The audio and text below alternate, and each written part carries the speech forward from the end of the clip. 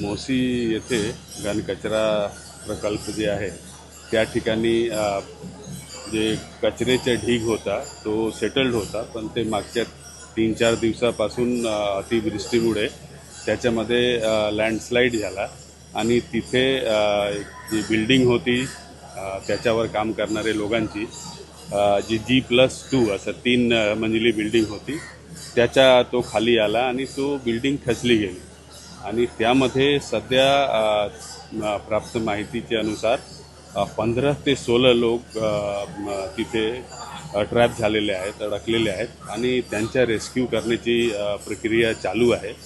तिथे पोलीस, त्याचबरोबर महानगरपालिकाचे fire brigade, त्याचबरोबर NDRF, आर्मीची तुकडी आणि त्याचबरोबर डॉक्टर्सची टीम हे सगळे तिथे उपस्थित आहेत आणि त्यांची रेस्क्यू ऑपरेशन जे आहे ते चालू आहे.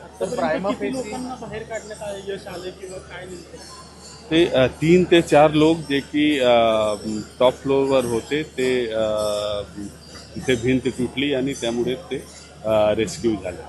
सर, प्रायमरी काय रिझन आहे की जर ती एवढी मोठी बिल्डिंग असेल तर अचानकपणे कोसळण्याचं काय? नाही, ती जी बिल्डिंग आहे आपण पाहिलं तर ते त्याच्या ठीक पाठीमागे कचऱ्याचा फार मोठा लिगेसी ढीग आहे, जुना ढीग आहे आणि तो ढीग जो आहे तो अदरवाईज स्टेबल होता, पण मागच्या काही दिवसापासून फार जोरात पाऊस चालू आहे त्याच्यामुळे तो लँडस्लाईड सारखा झाला आणि तो कचरा जो आहे तो बिल्डिंगचे डायरेक्शनमध्ये आला आणि त्याच्यामध्ये बिल्डिंग जी आहे ती खचली गेली.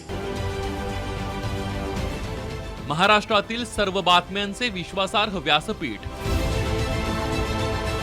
सकाळच्या सर्व सोशल मीडिया प्लॅटफॉर्मला लाईक, फॉलो आणि सबस्क्राईब करा. तसंच सर्व नोटिफिकेशनसाठी बेल आयकॉन प्रेस करायला विसरू नका.